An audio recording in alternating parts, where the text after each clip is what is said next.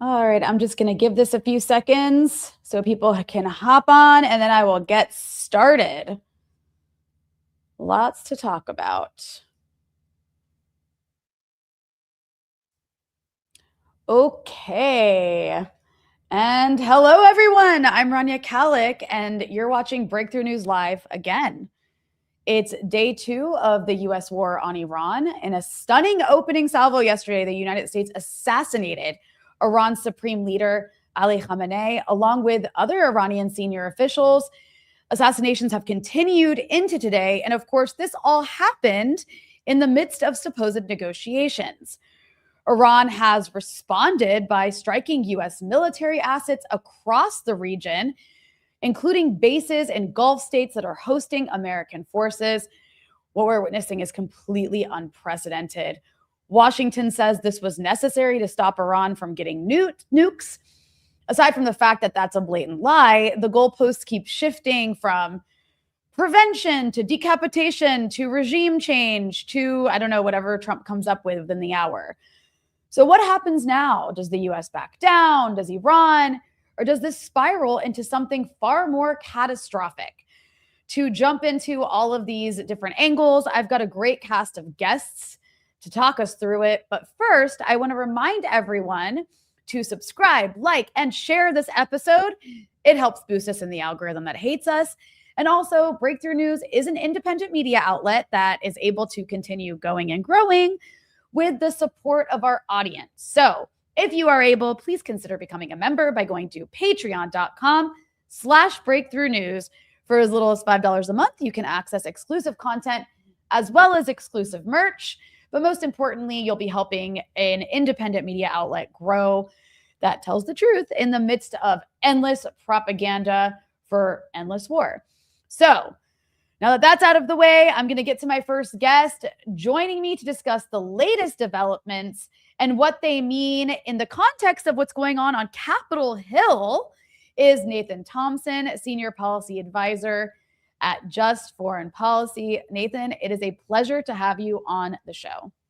Thanks for having me. I wish it could be under different circumstances, of course, but just, yeah, what a crazy, insane weekend. But I guess we've all been kind of expecting, every weekend something imminent's going to happen, and finally it happened. And as we were sort of on the road to this insane war, you've had what we're going to be talking about is Thomas Massie and Ro Khanna, trying to push this war powers resolution. But actually, before I even get to that, I wanted to just note something that happened with very recently was announced, and that is that 3 American soldiers were killed so far in this war of choice. Like, this was Trump chose to do this. It was completely unnecessary. And I just kind of wanted to get your thoughts on that, because I mean, these are the first U.S. Casualties we've seen in what's becoming an increasingly insane war. yeah, I thought it was pretty fascinating that even in his speech overnight on Friday, Trump was already previewing the idea that Americans could die in this war, which is not really something that we saw with the raid in Venezuela, for example. When we attacked Caracas a couple months ago now, there was not even a suggestion that this could happen. And it sort of veers into this third rail that I think had been restraining Trump up to this point, which is that if you have coffins come home draped in American flags, this is an obvious poison chalice. You can't really work with that. And now that CENTCOM has announced these 3 casualties, I don't think we know where yet. I would have to think that that's going to pretty dramatically affect the tenor. It feels like Trump handing a propaganda win to his enemies, so to speak. Yeah, and I just wanted to, whoopsies, removing you. I actually just wanted to show the CENTCOM tweet announcing this, just because these are the details we have so far. And here it is. It says, 3 as of today, 3 U.S. service members have been killed in action, and 5 are seriously wounded as part of Operation Epic Fury. I mean, what the hell is that name? It sounds like a band. But anyways, several others sustained minor shrapnel injuries and concussions and are in the process of being returned to duty. Major combat operations continue, and our response effort is ongoing. The situation is fluid, so out of respect for the families, we'll withhold additional information, including the identities of our fallen warriors, until 24 hours after next of kin have been have been notified. But I mean, yeah, and just to speak to what you are talking about with regard to the statement that Trump made, I actually want to play it. I want to play this repeatedly because he literally said Americans were going to seeks to die. kill. The lives of courageous American heroes may be lost, and we may have casualties. That often happens in war. But we're doing this not for now. We're doing this for the future, and it is a noble mission. We pray for every service member as they selflessly risk their lives to ensure that Americans and our children will never be threatened by a nuclear-armed Iran. I mean, I before we move on from that, I'm curious, like, to what you were saying. I mean, like, it's just like you're basically giving an attack ad to your enemies Yeah, politically at this point. it's pretty shocking. And part of the reason why I had some doubt even that necessarily they were going to bite on this war launched by Israel or neocons within the administration or otherwise is because I don't think that these casualties were avoidable, which is why you see him previewing them. He knew he had to get out ahead of it because this is not Venezuela. There was just no way to absorb whatever retaliation Iran was going to give us from attacking them without casualties. But it's really bizarre that they took this, they stepped on this rake for no real appreciable reason, certainly not a politically beneficial reason for them. Yeah. And to that end, I want to actually ask you about the War Powers Resolution, which I believe is, let me start from the beginning of that. Tell our audience what is happening, who's behind this resolution, what does it mean, when is the vote happening, and why does it matter? Sure. So we have two votes coming up this week, one in the House, one in the Senate. I don't know that these have been specifically locked in. The scheduling can be a bit finicky. But in the House, we've got the Ro Khanna and Thomas Massey co-sponsored bipartisan war powers resolution. It was actually introduced in response to Trump's strike last year in Operation "quote unquote" Midnight Hammer. Did not come to the floor at that time, but because of the way these resolutions work, it ripened and was therefore able to be called up in these circumstances. It was very useful for that purpose. And then additionally, in the Senate on Tuesday, I believe we're likely to see a different bipartisan war powers resolution from Senator Tim Kaine and Rand Paul. Again, a little bit of we're not entirely certain on the timing there, but those votes are coming up, and those are what should be seen as incredibly consequential votes because the way the War Powers Resolution has worked, and the way especially it's been used by activists in the work that I'm involved in, people, for example, opposing the U.S. involvement in the Saudi war in Yemen, for example, or the attack on Venezuela. We don't really vote to authorize wars in this country anymore. The last time we had an authorization for the use of military force was 2002 for Iraq. We literally haven't had a vote since then on that exact type of authorization. Obviously, we know what kind of anchor that vote turned into for the people who supported it. So instead, we've come up with all these different ways that the executive can just sort of wage war through other means and then say that it's not a war. But these war powers votes are sort of the antidote to that, to actually assert the constitutional role of Congress in checking that and provide like some modicum of democracy to foreign policy, which, of course, as we know, is incredibly insulated from democracy. Most Americans oppose this war, hasn't seemed to matter yet. But these votes are a huge antidote, and as much as we can play up the fact that there actually is a chance for members of Congress to go on the record one way or the other and potentially slow down the administration, that's coming up, and it's going to be very, very important. Yeah, so walk us through that a bit because if let's say it does pass, which we're hoping it does that legally force Trump to stop bombing Iran? Is it symbolic? And if it is just symbolic, then why does it matter?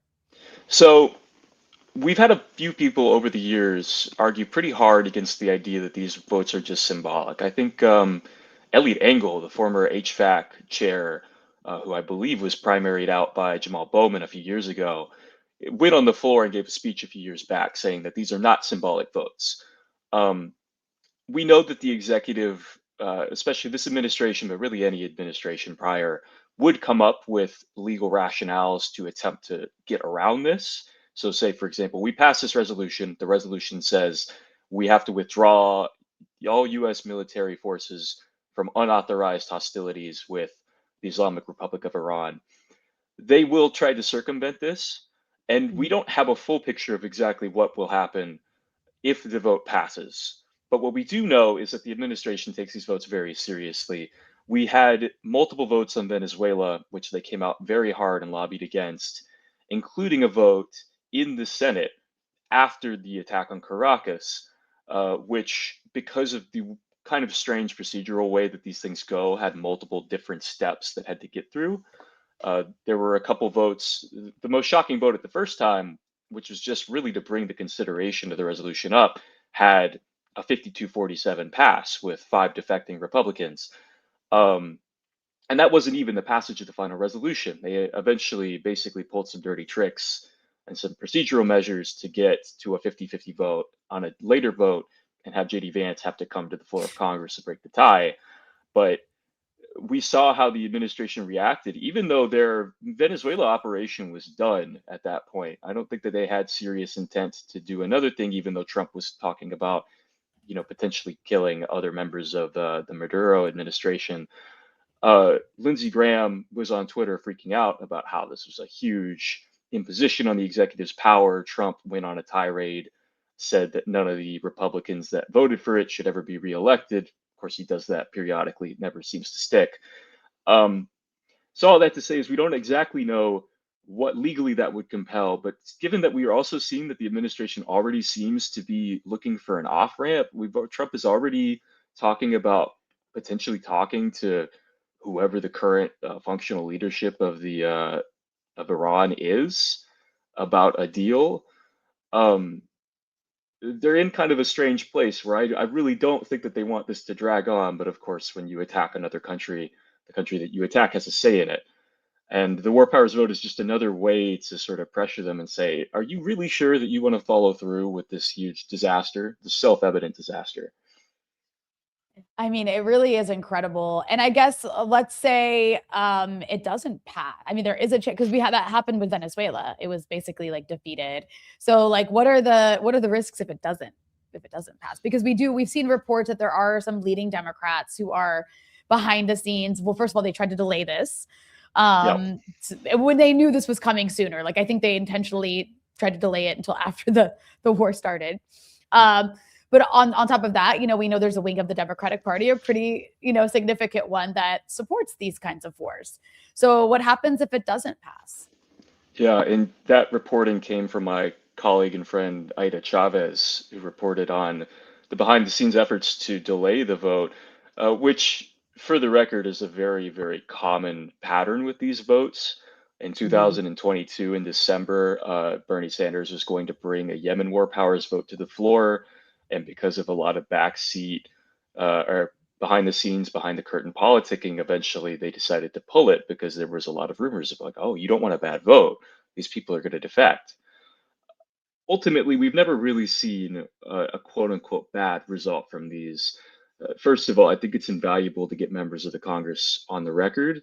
If this war does continue to spiral, if we destroy this country, then people should be on the record. They should have that to wear around their necks forever. That's a politically useful thing, and it's a pressure point that we have to keep on the record.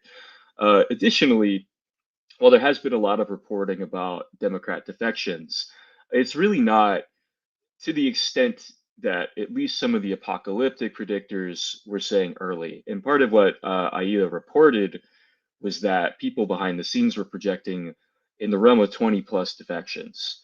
And there were a couple votes that people were using as sort of a proxy to determine who might defect on this, including the ridiculous vote to censure Rashida Tlaib, the vote to implement sanctions on the ICC for daring to criticize Israel a year or two ago. But we've only seen 3 or 4 Democrats come on the record and say that they're likely opposed to this. Of course, we saw Jared Moskowitz and Josh Gottheimer come out, 2 of the single most AIPAC-friendly, pro-Israel hawkish members of the entire Democratic Party, if not the whole Congress. And additionally, Greg Landsman, who is a swing district member in Ohio. But multiple members who are traditionally seen as very Israel-friendly, very AIPAC-friendly, Debbie Wasserman Schultz, Brad Schneider, have already come on the record and say that they're going to support this. And ultimately, the politics of supporting Donald Trump launching a war of choice, I think, are going to be very difficult to overcome, even for people who, in their heart of hearts, support a war in Iran or want Donald Trump to attack Iran and basically bite the bullet politically for launching that war. I think they're still going to basically be forced to vote against this because, on some level, we do have a little bit of democracy. On some level, we do see that 90% of Democrats oppose this war and a majority of the Americans on a whole. So I really don't see an issue or any kind of risk for this failing because also if it fails, it's not an authorization. Right. It's a failure of a vote to withdraw troops from unauthorized conflicts, but a vote against the War Powers Resolution is legally not speaking an authorization of use of military force. We're not there yet. So try as they might to make claims like that, the people who support this war, it's just not how that's going to function. So there's really no downside, in my opinion, from holding these votes. Yeah, what's striking, Nathan, is which I think is very different than past wars, is how unpopular this is. I mean, you look at the polling from just the past couple of weeks, and you've got like 60% plus of Americans opposed to this, which is different than usual wars. I mean, part of that is probably to do with the fact that the Trump administration didn't really do a very good job or really try that hard to sell it. And I think also we have a very different public today than we did 10 years ago or 20 years ago, where, there's a huge chunk of people who are a bit younger who are just opposed to more wars. And that kind of goes across, political lines in some ways. So I'm curious how you think that might play into this, because the members of Congress who will be voting on something like this are dealing with a different U.S. constituency than they were, let's say, during the Iraq War of 2003. Yeah, absolutely. I think it's already pretty evident in how the administration conducts itself that they know that those political realities have obviously changed dramatically in 20, 23 years since we invaded Iraq. Trump himself is one of the biggest political beneficiaries of realizing what a disaster that was politically.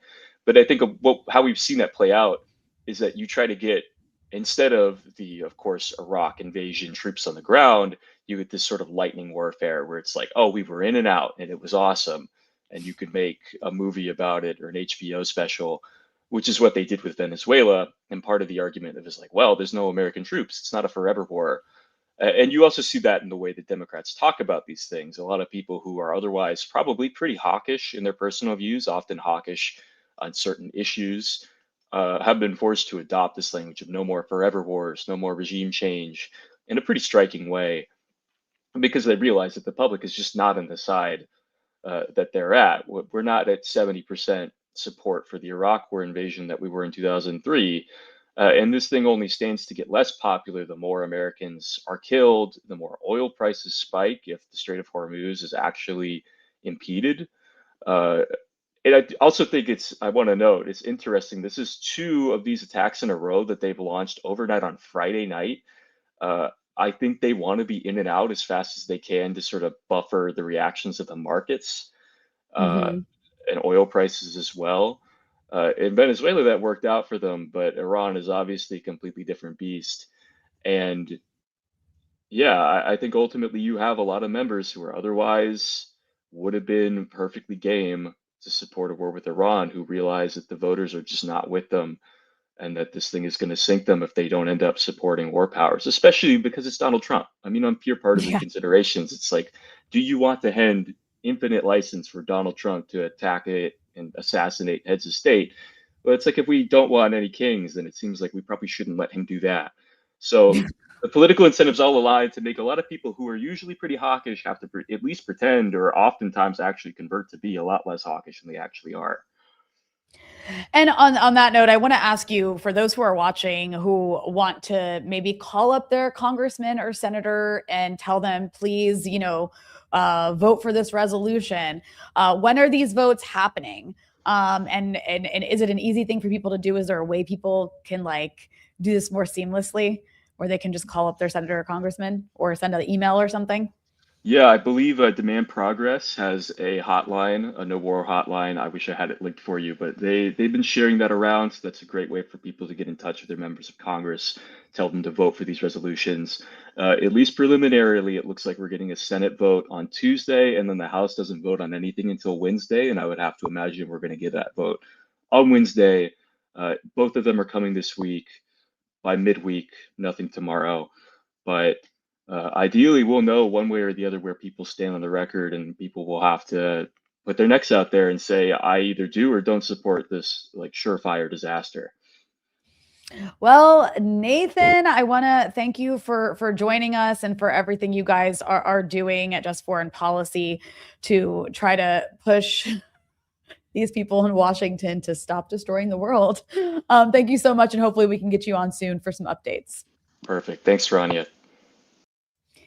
Well, that was the wonderful, wonderful Nathan Thompson from Just Foreign Policy. They do really great work there. And yeah, I mean, we'll see what happens in the coming weeks with these war powers resolutions. Just wild that we've got Democratic leadership like Hakeem Jeffries and Chuck Schumer who are trying to push this to be later. But you know, what are you going to do when you've got Lockheed Martin and AIPAC funded members of Congress running our policy and just lighting the region I'm sitting in on fire? And with that said, I have another really, really great guest that I'm very, very excited to welcome to the show. We have with us the lovely, the wonderful Séamus Malekafzali, whose last name I always mess up on because it's Iranian. Just gonna throw it out there. No, it's all right. It's all right. It's great to see you. Sorry, I'm smiling so much. I'm not smiling because the content of what we're going to be talking about is great. I'm smiling because you're also a friend, so I'm happy to see your face. I'm happy to see a friendly face. And it's unfortunate the circumstances it's under. I'm talking to you as this, war on Iran has been launched. We're into the second day. We saw that the Americans and the Israelis assassinated the supreme leader, Ali Khamenei. You've seen a really unprecedented retaliation from the Iranians, and we can perhaps talk a bit about that. But first, I wanted to kind of delve into this piece that you wrote, a very excellent piece at The Intercept called "Fool Me Twice, the Case for War with Iran is even thinner than it was for Iraq." And I think your headline kind of is pretty self-explanatory, but in 2003, Séamus, you kind of make the argument that we at least had sort of months of propaganda, kind of fabricated intel, a lot of UN theater that helped prime the American public for a massive regime change war on Iraq. This time, there was barely even a pretense. So, walk us through what makes this thinner than the Iraq war days, or even what we saw like during Libya, let's say, and what's missing this time? What's missing this time is that exactly what you're talking about, any sort of pretense about what this is supposed to be about. I mean, throughout this, you saw the change in justification for why this had to happen. I mean, during the run-up to the Iraq war, there was obviously talk about Saddam Hussein's human rights record and the oppression that was happening in that country. But the main focus was that Iraq was somehow involved in 9/11.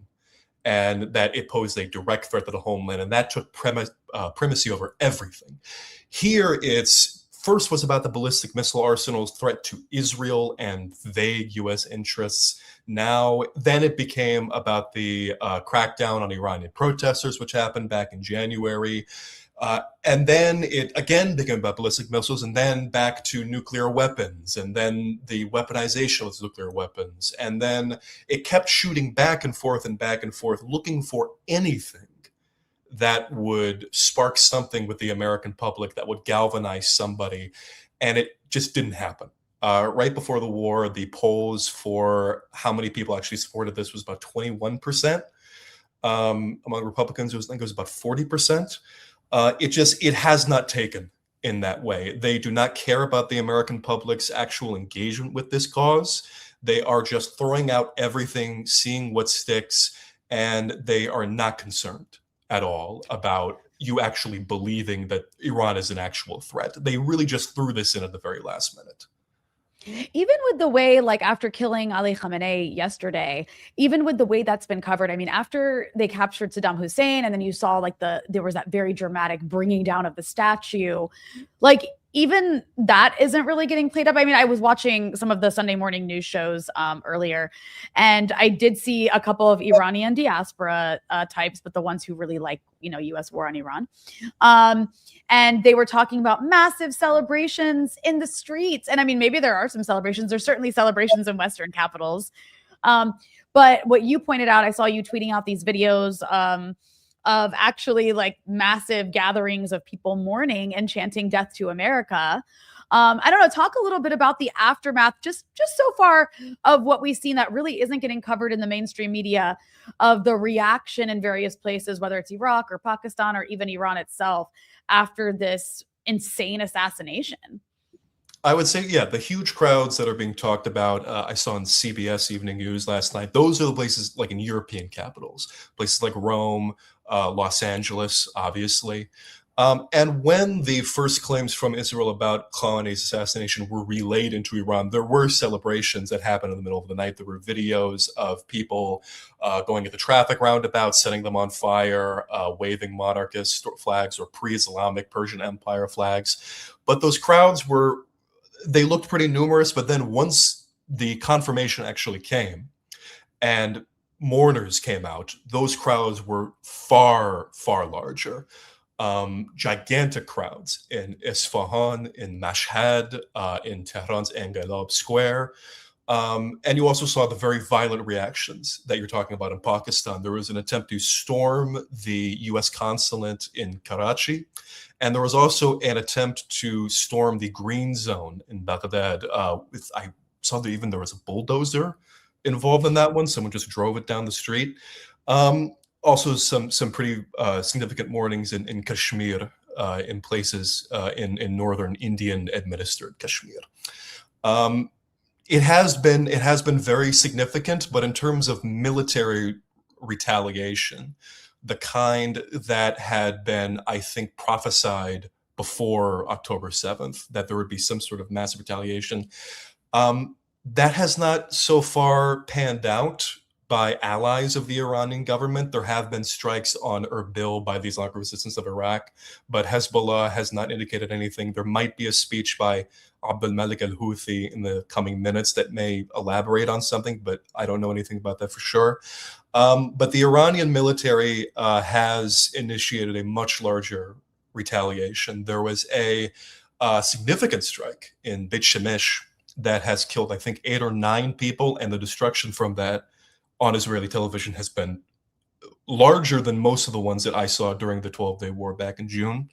And as well, more countries appear to have been bombed in the Gulf region. Oman, which was the mediating country for Iran and the United States, was attacked multiple different times, apparently against the advice of the government, as well as multiple different attacks on the USS Abraham Lincoln and bases in Bahrain and Kuwait. So that, I would imagine, is going to continue in that intensity for at least another couple of days. Yeah, I mean, it's so unprecedented. I mean, the era of strategic patience is certainly over at this point. I want to show a clip that I'm pretty sure you've already seen, but I think just speaks to the kind of coverage we're getting of this. It's a clip of the Iranian foreign minister. I think it's on NBC. It's on NBC News. Let's just go ahead and watch it, and then we can discuss. So for clarity, you said that your missiles cannot reach the United States by design. Hang on, let me start this over because I know people can't see. You remove it. Add it again. As a defensive vehicle there we go. That you could, if necessary. Start from the beginning. Okay. So for clarity, you said that your missiles cannot reach the United States by design, that you do not want to reach the United States, but you also said it would be necessary as a defensive vehicle that you could, if necessary. So to be clear, are you committing that Iran is not and will not build missiles that would have the capability to reach the United States? I can confirm, yes. Sir, if that's a red line for you, why is attacking U.S. military bases abroad justified? But because they are attacking us. They are U.S. military, installations, facilities, bases who are attacking us. We are under attack. Why don't you, recognize this fact? We are under the attack by U.S. forces in the region. So we have every right to defend ourselves. And how to defend ourselves? We attacked, the U.S. bases. This is obvious. This is a very simple fact. And I hope that, and I'm sure that people would understand that. We are not the one who attacked Americans. We are only defending ourselves. I mean, and there's a shout out to Dropsite for cutting that video together. But like, I've watched that a few times because I'm just like, I mean, I kind of have the same reaction he does. But please, what are your thoughts? Your thoughts, Séamus? Well, I mean, there was that, I think Mike Waltz spoke before the UN today and was talking about, apparently there was some sort of preemptive strike that Iran was planning against all of these different American assets in the region. That's why they needed to go. I guess simultaneously it was supposed to happen with the narrative doesn't matter. It was false, completely false. U.S. senators like Tim Kaine and I believe Mark Warner have said that they had not Tim Kaine, Ted Cruz even said they saw no intelligence to this effect. No, it was amazing seeing Marco Rubio a couple days before this war broke out, talking about the fact that the Iranian military posed a threat to the U.S. Navy and their assets. Sparing the fact that these U.S. Navy assets were all massively brought in over the last couple of days, and therefore they did pose a threat. Like, if they weren't in the area, then there would be no threat. So when we saw also the buildup, all of these fighter jets being brought in, not just into Israel, into Ben Gurion Airport, but also into Jordan, into Saudi Arabia, into Qatar. And these missions are being flown with support from these bases. And yet the idea is that I don't even know what a clean fight in the American sense would comprise of, because obviously Israel's off limits, but also the USS, the aircraft carriers are obviously off limits as well. Bases are also off limits, but they can be utilized to attack Iran. There is no scenario in which self-defense would be actually, I mean, there was an IDF post earlier this morning where they collected all these different quotes by Iranian military officers that are an exemplification of how evil these people are, that they only desire Israel's destruction. And much of them were about scenarios in which Israel attacks them and then they respond. Like anything less than capitulation, anything less than accepting total defeat, anything less than giving up all of their arms immediately is considered outside of the bounds of respectable conduct. Like, there is no respect for the opponent here. It shouldn't be engaged with, I think, seriously. No, it's so wild. It's like the way they talk about American military assets. You would think they were all preschools. And there are 3 U.S. soldiers that were just killed today, and the U.S. U.S. officials, U.S. elected officials, are speaking about it as if there was this grave crime and sacrifice that happened. Meanwhile, this was a chosen war by the United States military, bragging about the fact that there were no casualties beforehand. And now these casualties have arrived, and they can't believe it. They can't believe it. How could this happen? No, it's meaningless. It's very much the what we've gotten accustomed to, I think, between the way that we watch the Israelis deal with Palestinians, where and you kind of see something similar happening here too. I mean, that horrific strike on the elementary school in Iran yesterday, where they killed like over 100 school children. Just completely devastating scenes of the aftermath. I saw the Israeli commentators on Twitter that I'm so used to dismissing, justifying, or calling it lies about like Palestinians being killed in Gaza, using the same rhetoric about this school. I saw the same exact people oscillating between it wasn't actually a school, it was actually pictures from Pakistan, also saying it was an Iranian errant missile that hit the school, and then also saying that these were children that were moved into an IRGC base to be human shields for the IRGC. So I was just like, okay, so it's just like the Gaza script, and it's kind of the world we live in now. So to what you're saying, that's how it's like the aircraft carrier of the United States is a preschool, and then Iranian schools are actually either human shields or military outposts for the IRGC. Just exactly. I mean, insane. the whole Palestinian playbook is being reapplied to the Iranians, not just in what you're talking about with Emily K. Schrader, I think was one of the main people pushing this. They don't have their main guys on it. I did see there was one of the spokespeople for the Prime Minister's office being questioned about it and completely deflecting a question. He didn't even want to deal with it because it was so heinous. So that's being left to more cut-rate people. But you also saw people like Itamar Ben-Gvir talking about needing to wipe out the memory of Amalek, him and Naftali Bennett, who was an anti-Netanyahu opposition figure. So there is a total ease in mapping out these genocidal equations onto the Iranians. It is not something that is exclusively limited to the Palestinians or to the Lebanese. It is a war against multiple different populations with the aim of subduing them in the same way that Gaza was, or I would also argue Lebanon is at the moment.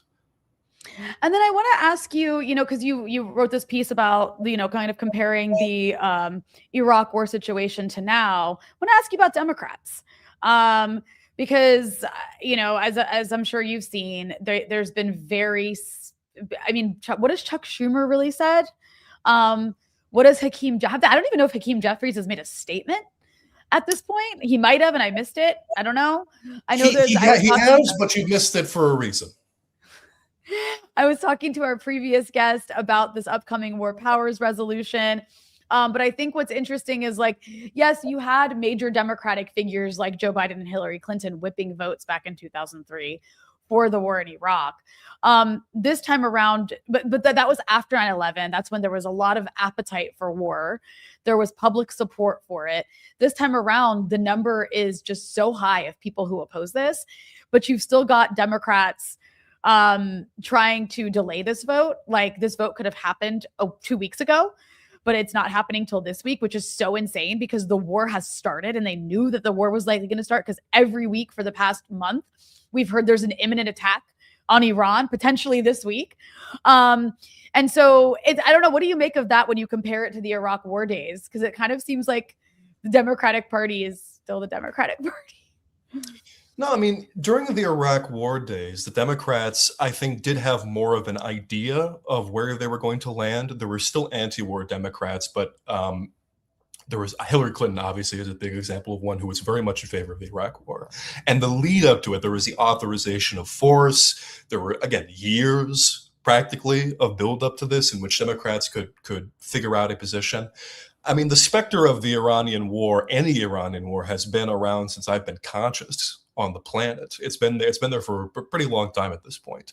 But this build up to this has been so sudden that I don't think the Democrats have even been able to figure out a consistent plan. And I think Chuck Schumer and Hakeem Jeffries, people like that, are really betting on that because it allows them to oppose this based on a matter of process rather than argue the actual morality of this war. Iraq, however illegal and immoral it was, that was something that was supported by the majority of the American public, and Democrats, that it was not a guarantee that you would lose a tremendous amount of support yourself if you backed it. Yeah. But here you cannot, unless you are John Fetterman, or you are, John Fetterman would lose support, but he's I'll say less. Off his rocker. That guy's off his rocker. Yeah. Or Josh Gottheimer or someone like that. You do not have a constituency that is going to, primarily they're going to oppose that. So Chuck Schumer has been opposing it on process. Hakeem Jeffries is opposing it on process. Even people like Mark Warner, the person I brought up before, he was still supportive of the build up to the war.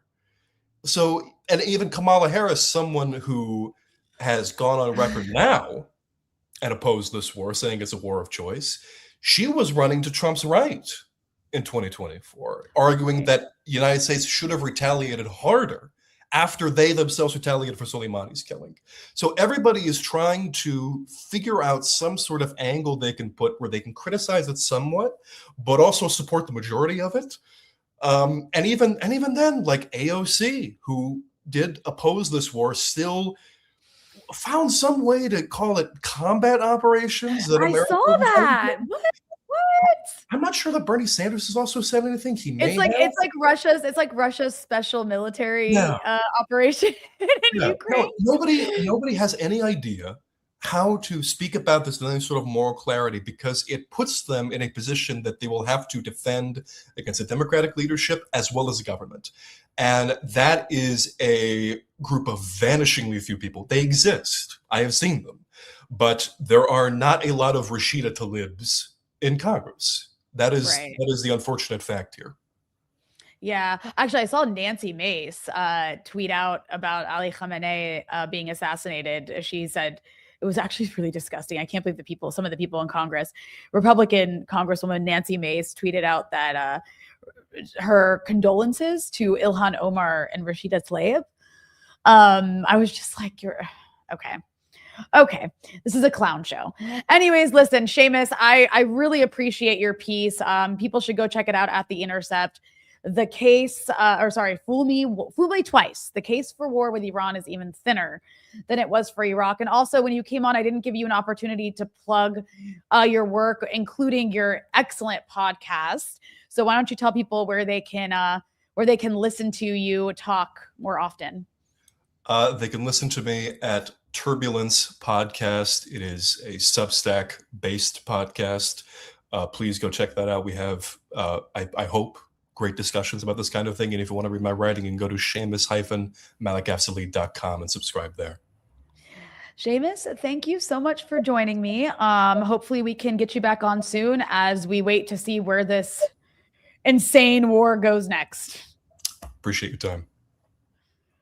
So that was the excellent Séamus, who I know from Beirut. He used to be in Beirut here, and excellent writer, excellent podcast host, and very happy to keep moving on here to our next guest, who I am very excited to welcome to the show. We have with us the lovely Negar Mortazavi, who is a senior fellow at the Center for International Policy and host of the Iran podcast. Negar, welcome to our live stream.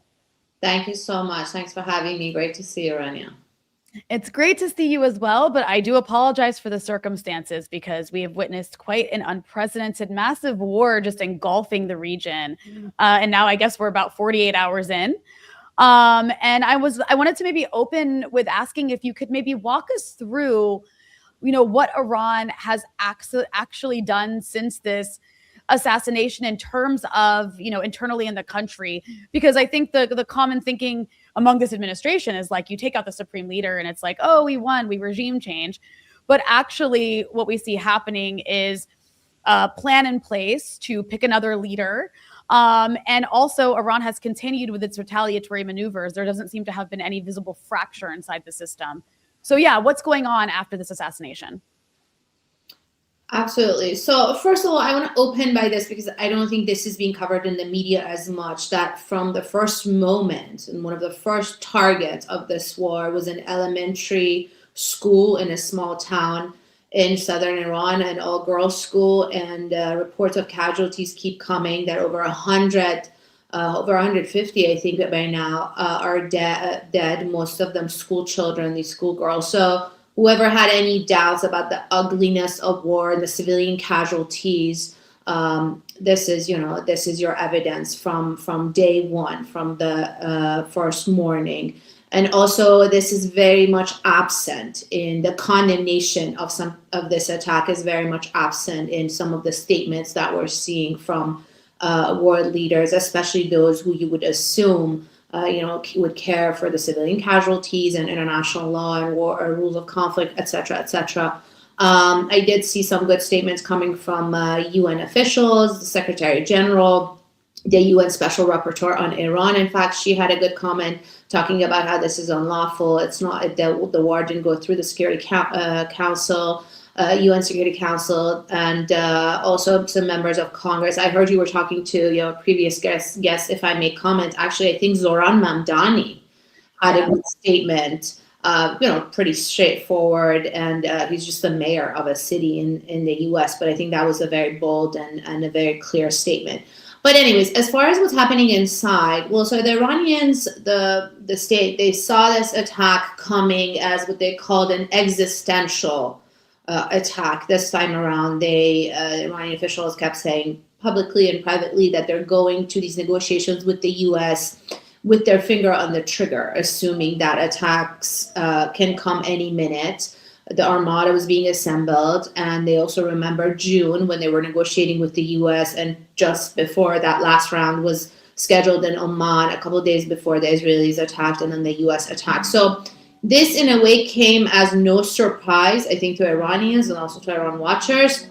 But nevertheless, I think it's still unconventional or unprecedented that while you're conducting diplomacy, literally as your envoy meets with the other side and sets a plan or schedules a meeting in Vienna for the next week, you go in and you attack. So I think it's just hard to get used to it, even if people are not surprised. And then as far as the Iranian response, the Iranians had vowed that they're going to change their defense policy, that it's not going to be predictable anymore. It's not going to be restrained. It's not going to be offering off-ramps or de-escalation, as they believe they have done in the past with the U.S., with Israel. And this goes all the way back to 2020, January 2020, with the assassination of Qasem Soleimani. Since then, I think Iranian strategists have been now concluding that their response to Donald Trump has shown restraint and predictability, and that's why he keeps coming back for them, or he keeps greenlighting the Israelis to come for them. And so the response has been, unpredictable. They vowed to escalate. They vowed to spread this into the region beyond Iran's border to make sure the neighbors would also feel the pain. And then I think eventually Iran is trying to play the long game, or whatever's remain of the state, to inflict enough pain and show enough escalation, basically, to the U.S., to Israel, but also to some of these neighbors who they see as complicit in the war, because some of these Arab countries are hosting U.S. bases, to inflict enough pain so that this doesn't happen again. So whatever happens in this round, they were ready to take a good beating, but it doesn't come back again in 6 months, in 8 months, in a year. And so I think that's what we're witnessing. And now just today, reports are coming that the Omanis have talked about a potential mediation for ceasefire. Just this morning, Donald Trump has said that the Iranians want to talk to him and he wants to talk. We know there's U.S. casualties were reported, U.S. service members were killed. And so I think, this also is very much with the brand of Donald Trump of not really having the stomach, I think, for a long-form war and wanting a quick victory, in and out, a one and done. Yeah, there's so many contradictions in everything we're hearing. The goalposts keep shifting. And, you spend a lot of time around DC. You did a good job explaining the Iranian side of things. How do you understand the DC thinking on this, the Trump administration thinking on this? Like, what is it they want? We're hearing so much inconsistent and incoherent messaging. One day it's about nukes. The next day it's about regime change. They're on this killing spree of leadership, including past presidents at this point who aren't even really politically active anymore. What do you think the decision makers in DC believe will happen here? Really, it's like everything in the kitchen sink, right? So if this was about the nuclear program, wait a minute, wasn't that obliterated just a few months ago in an operation called Midnight Hammer, where you came out and claimed that it was obliterated? Is this about the right to protest and human rights? And why are you sending plane full of Iranian refugees back to Iran as you're telling the Iranians that help is on the way? Actually, plane loads are sent back with Iranian refugees, or the issue of imminent threat to the United States. So that's the way that's being framed. Is that I saw a member of Congress actually pushing back on this really well, that basically you're saying that they were ready to hit back if they get attacked. Well, isn't that the natural response of any country? I think the reasoning and the justifications just don't add up, and each of them are probably meant for a different audience. Maybe some for the protesters on the ground in Iran, some for the diaspora, some for the hawks in Congress, for different sections of MAGA, one for Lindsey Graham, one for Benjamin Netanyahu, some for Iranians potentially that he wants to talk to when he takes an off-ramp. So I think this is also the interesting or sort of irony of this president, that he calls himself the president of peace, and he goes out and launches the war that he's been criticized others and past presidents for not only launching similar wars in the form of Iraq, Afghanistan, Libya. He even attacked President Obama for thinking of potentially attacking Iran. I mean, there's videos circulating of how Donald Trump had been slamming Barack Obama for wanting to launch a stupid war in Iran. And then he went around and he did it.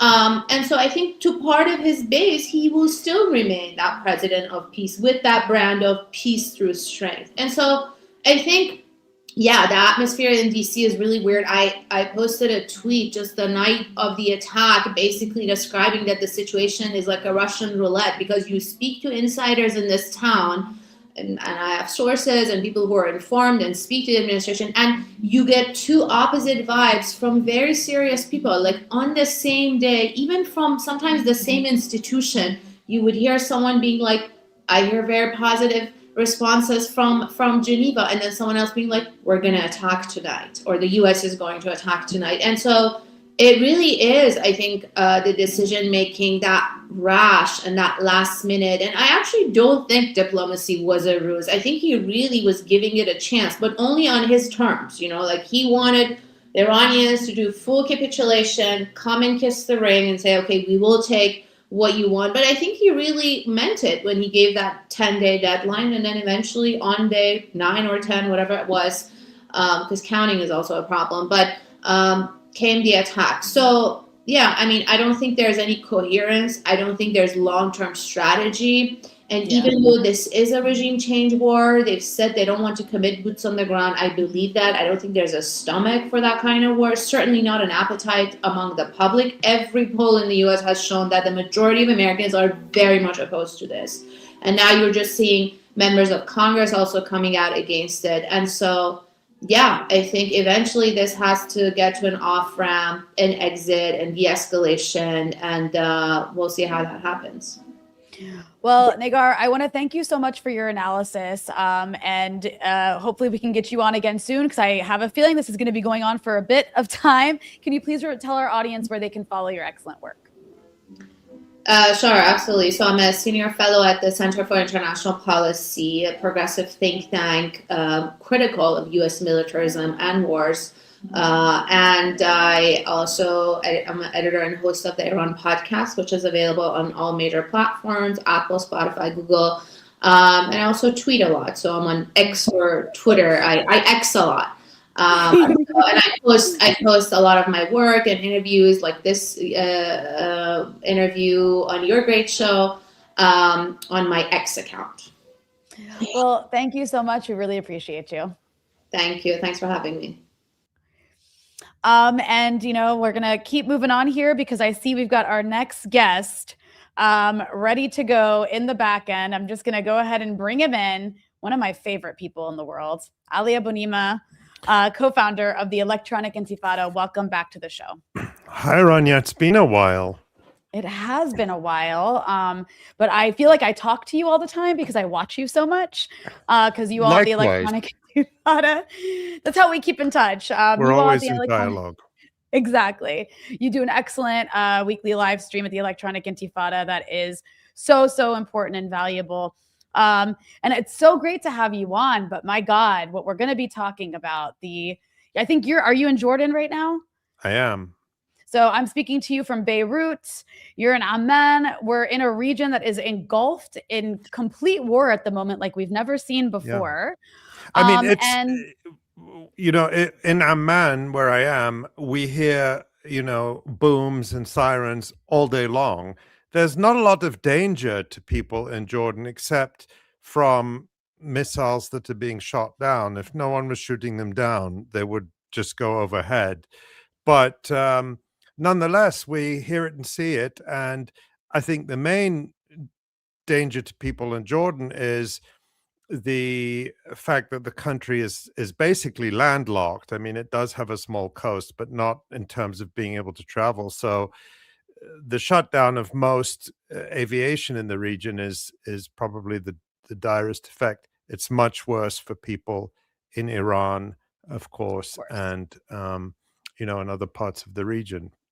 No, absolutely. And of course, I think that, people are also threatened by debris from Iran shooting down, from Jordan shooting down Iranian missiles headed for Israel, which is a sad state of affairs to see. Yeah, that is the only thing that causes danger. Otherwise, the failure rate of these missiles, I think, is extremely low. They would be very unlikely to fall on Jordan otherwise. And it's still very rare, but I see them going overhead. It's nighttime now. I expect that the sirens will sound any moment, and we'll be able to go outside and look at the missiles coming in, as I did during the 12-day war every night. And I have pretty much over the last, I guess it's around 36 hours since this war started, but it feels like a lot longer. And I'm sure it's a lot worse for people in Iran. Of course. And I want to talk to you first about a piece that you published today at the Electronic Intifada. And here it is. It's called An Enormous Crime Against Iran. And this piece is so important, Ali, because I think that you go into so many important aspects of this war that I want to talk about. But I think first and foremost, so much of the way Gaza has been covered, and the way the wars on Lebanon, the ongoing war, I should say, on Lebanon has been covered, because it really hasn't stopped. The various wars on Iran have been covered. I think so much of what the Israelis and the U.S. are doing has become so normalized that when they murdered the supreme leader of Iran yesterday, Ali Khamenei, I mean, even this has become so normal to me. I know it's a crime and I know it's terrorism, but even I've become so, used to it that until I read your piece, I had to almost be reminded the gravity of how criminal it is to murder leaders of countries. So I guess maybe, walk us through just kind of the beginning of this piece and why, what made you write it, and just, the way you describe this current crime on Iran. Well, Rania, what I really wanted to do with this piece, what I really felt a need to do, was just to kind of step back from the punditry that we see. And it's not to say that analysis in real time is not important. It's very important, and we're all doing it, and we're all listening to each other and listening to our favorite and most knowledgeable analysts. I mean, that's probably what we do most of the time right now.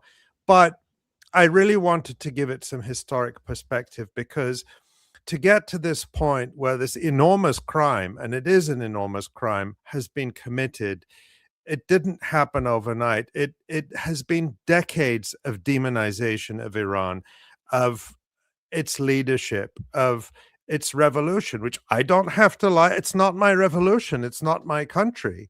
Right. It's Iran. That revolution in 1979 was the overthrow of a brutal US-backed dictatorship installed by the CIA in 1953. And it was an act of sovereignty, of self-determination by the Iranian people. And the reason Iran is the target of the West, of the United States, of Israel, and the other Arab regimes, who I'll get to in a moment, is not because of human rights or not.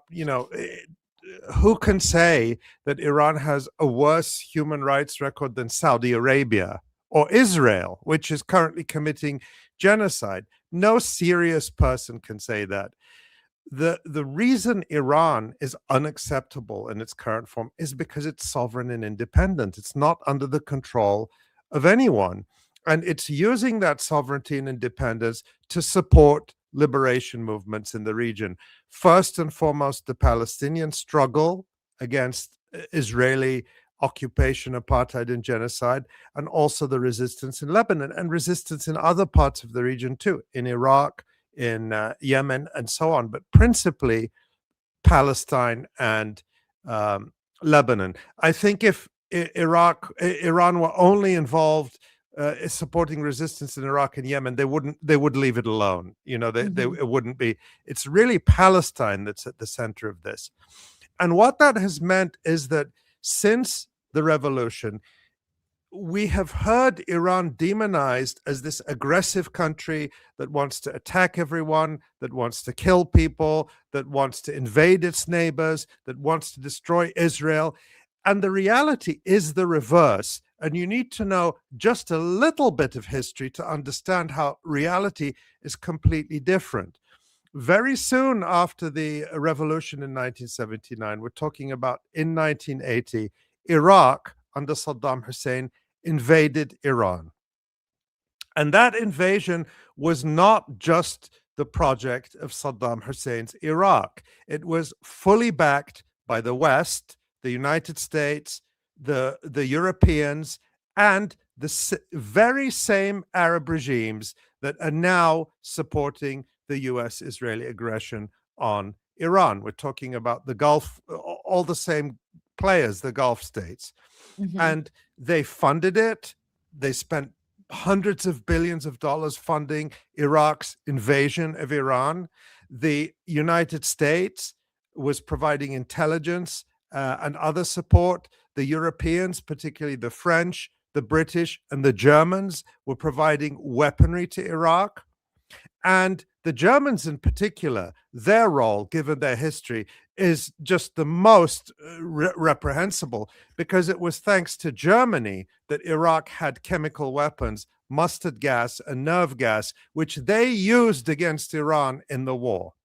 So Iran endured 8 years of this US, European, Arab invasion for 8 years until 1988.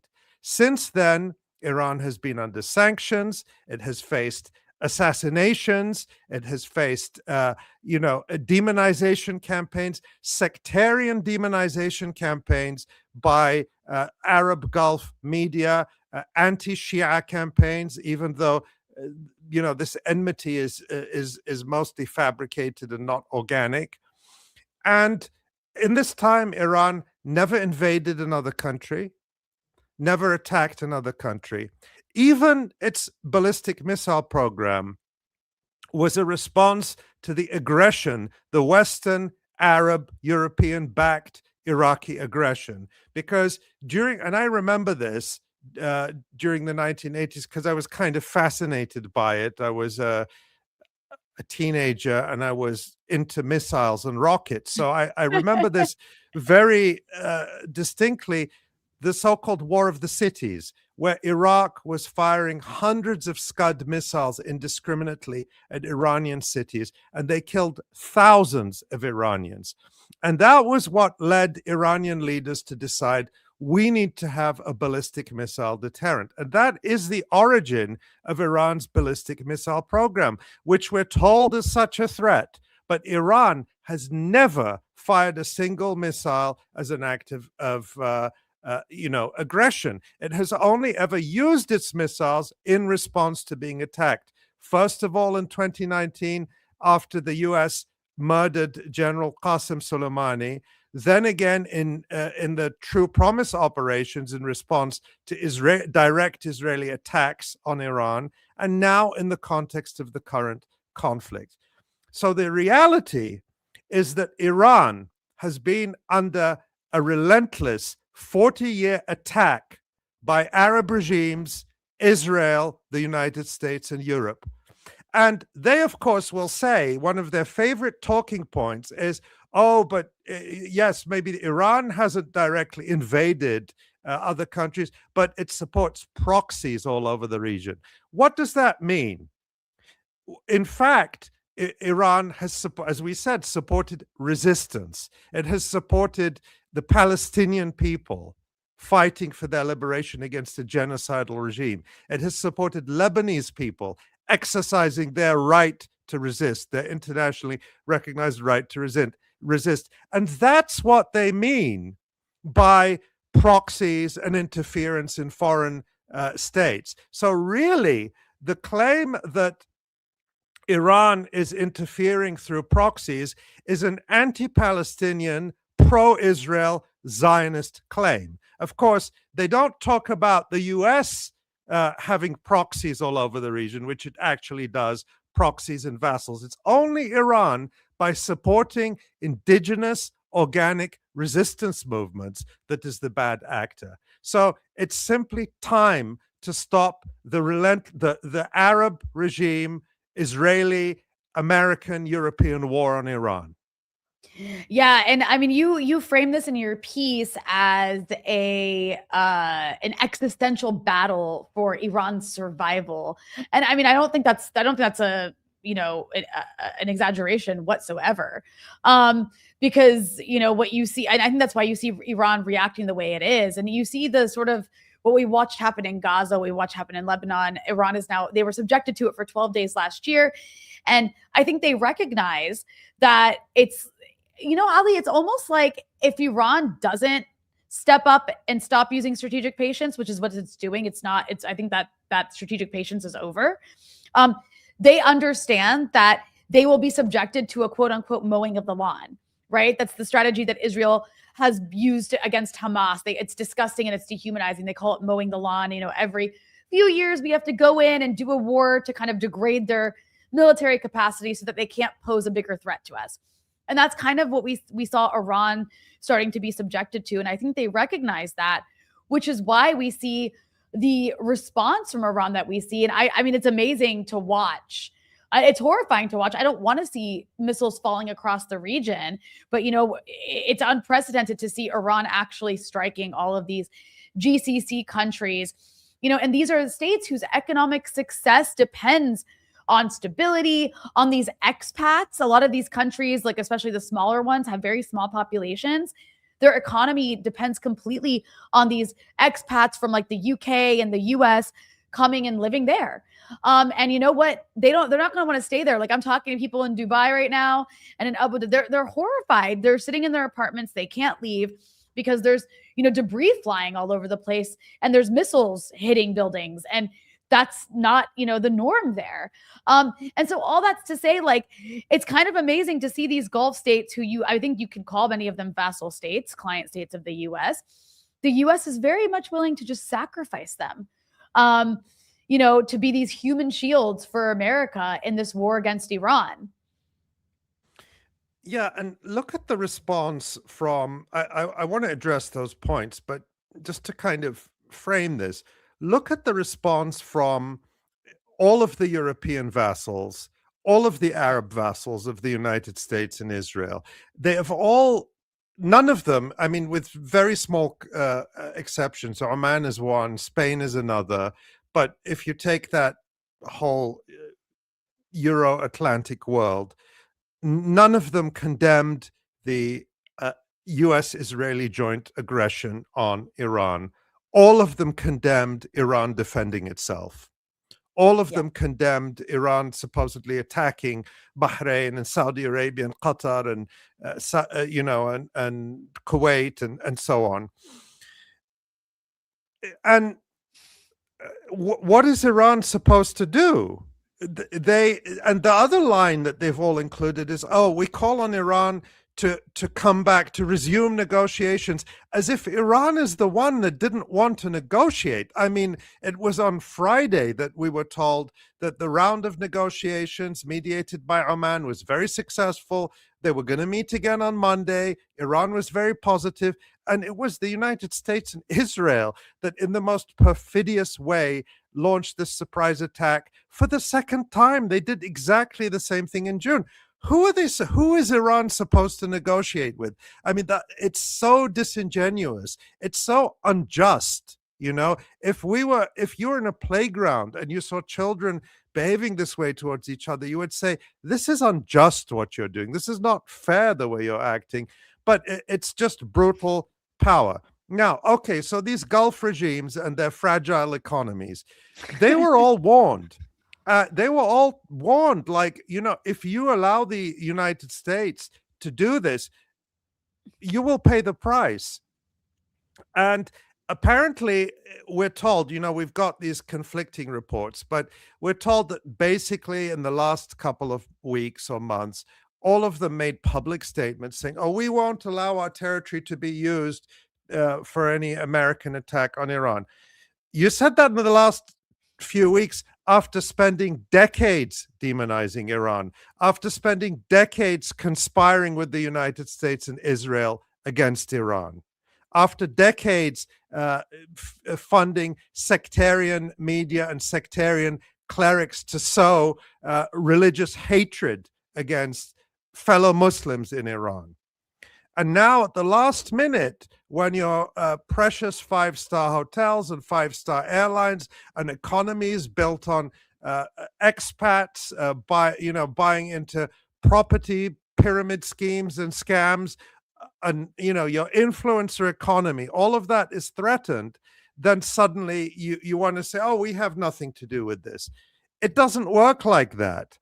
And what is the long-term economic consequence of this going to be for these states that have built, Dubai, which I bet most people who go to Dubai have no idea that Dubai is in the United Arab Emirates. And that's deliberate. They marketed Dubai as a brand by itself, not associated with a scary thing called the United Arab Emirates.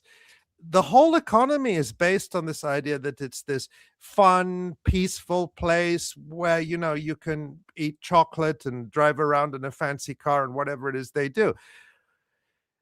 Now you've got the entire airline, Emirates shut down, Qatar Airways shut down, tens or hundreds of thousands of visitors stuck in these countries, can't go home. You've got British expats posting videos saying that their apartments are being hit or they're too afraid to leave. Who's going to buy property there? This project that you spent decades building has come down, crumbled down. And what's sad is we saw this moment a few years ago where it seemed that Saudi Arabia and Iran were reconciling, were moving towards understanding that we're actually neighbors and we need to live next to each other.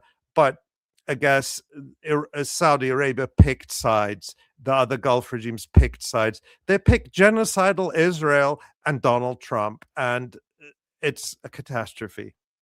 Absolutely. And we're seeing that play out now. And then, to what you were saying about condemnations, you had, the Europeans were just completely absurd. They totally backed this. It's like they're even worse than the Democrats. At least the Democrats kind of pretend to be sort of against it.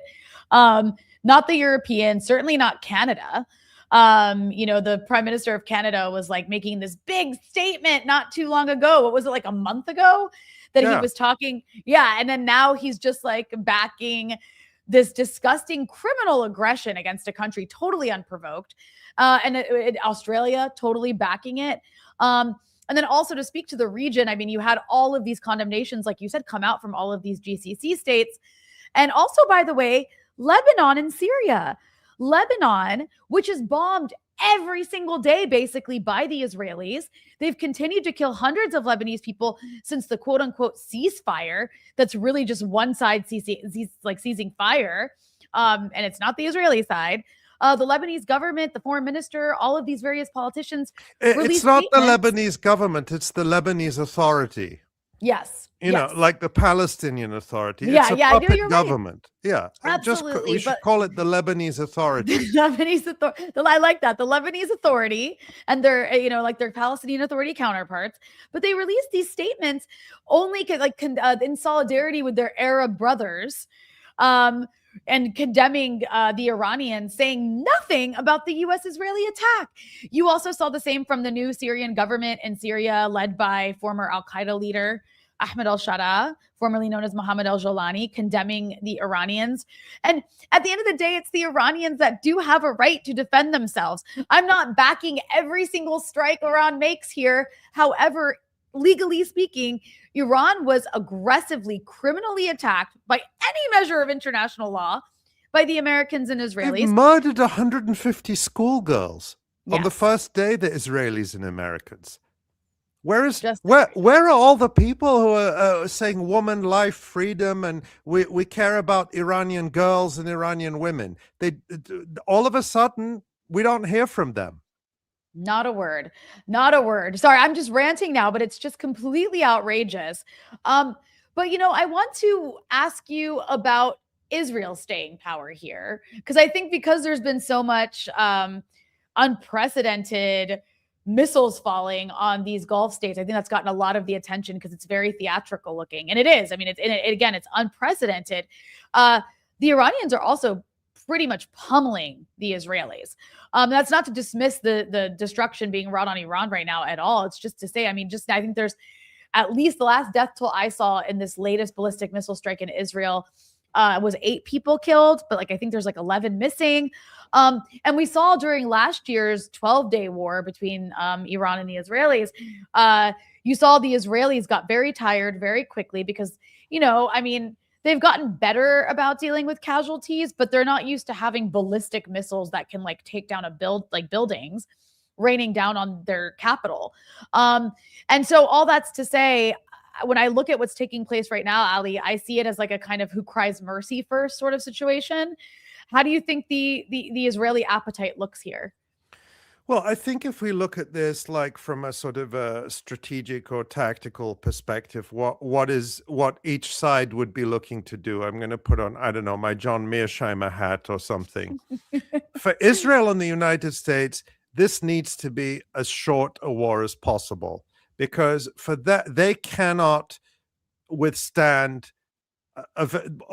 maybe they can withstand a long war, but let's say the costs for them mount very quickly. For the United States, we're talking about global economic disruption, the Straits of Hormuz, where 1/5 of the world's oil passes, being closed. I was watching, the shipping guy channel, who's the expert on shipping, Sam Mercagliano, a little earlier, that just the fact that insurance rates for tankers have gone up to $150,000 per day makes it prohibitive for ships to go through the straits, even if Iran doesn't formally say they're closed, and Iran is basically saying they're closed.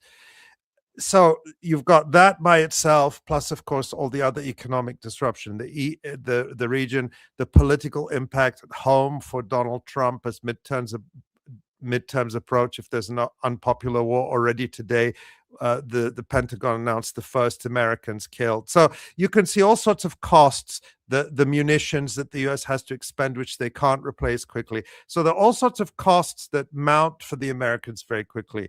The same is true for Israel. Israel traditionally has always wanted short wars fought on the other person's territory.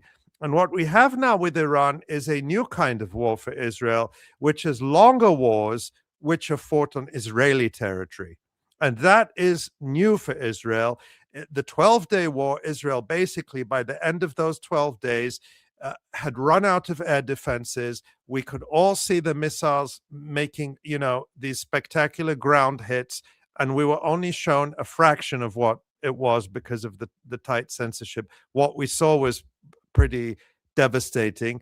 And they begged for a ceasefire in June. They're the ones who basically cried uncle. That was after 12 days. And there were many critics in Iran who said we should not have stopped so soon. We should have gone on and taught them a lesson. But Iran stopped after 12 days. So what does this mean for Iran now? It means that from Iran's perspective, they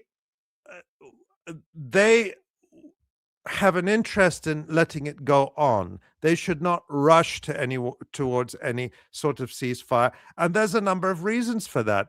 One is that, from a deterrent perspective, clearly the previous True Promise operations, as they call them, didn't achieve deterrence. Even the damage that Iran inflicted on Israel in June did not achieve deterrence, because here we are barely less than a year later, and the United States and Israel are back. So from that purely strategic perspective, Iran did not inflict enough damage on Israel. And so Iran has an interest in letting this go on and in not stopping until it has caused real strategic damage to Israel and the United States that makes it too costly for them or anyone else to contemplate attacking Iran again.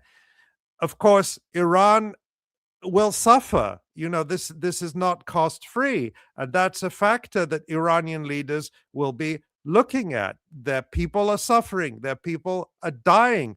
Israel and the United States have no qualms about mass murdering civilians, as we've seen from more than 2 years of genocide in Gaza, which is ongoing. Why would they care any more about Iranian civilians? They don't, as we've seen just in the last less than 2 days. So that's an internal factor in Iran. But I suspect Iranian leaders, if they're looking at this in a cold, hard way, are going to say, well, either we pay the cost now and protect ourselves for the long term, or we allow ourselves to get into some kind of ceasefire that only gives them the enemy a chance to regroup and come back and hit us again. So I think those are the calculations for all sides. And, I can't tell you which way it will go, but I don't think it will be less than 12 days. Let me put it that way. Yeah, I can't imagine also how you can't it's like everyone's put too much on the table at this point, right? It's like, why would you stop here in many ways? However, I do want to say there is a poll out. We might be seeing the Americans trying to end it sooner. There is a new poll out showing that only 25% of Americans support the U.S. strikes on Iran. That's Is literally that post the strikes? Is yeah, that it's according to a Reuters Ipsos poll, about 20% of respondents said they approved of the strikes, while 43% disapproved and 29% were not sure. I mean, obviously, this would have been done before we know about American casualties. Some 56% of Americans surveyed said they think Trump, who also ordered strikes on Venezuela, Syria, and Nigeria in recent months, is too willing to use military force to advance U.S. interests. Vast majority of Democrats, 87%, held this view, as did 23% of Republicans and 60% of people who don't identify with either political party. Sorry, that's a lot of numbers, so I imagine a lot of those just kind of went over people's heads. But the point is, I mean, that's important because, I polls before the war were saying that about a quarter of Americans supported the war. So that hasn't changed yet, at least if the two polls we've looked at, one before and one after, are to be believed. But there has been this general anti-war trend in the United States. People aren't buying the propaganda the same way as they did during the Iraq war of 2003, or even the Libya regime change war of 2011.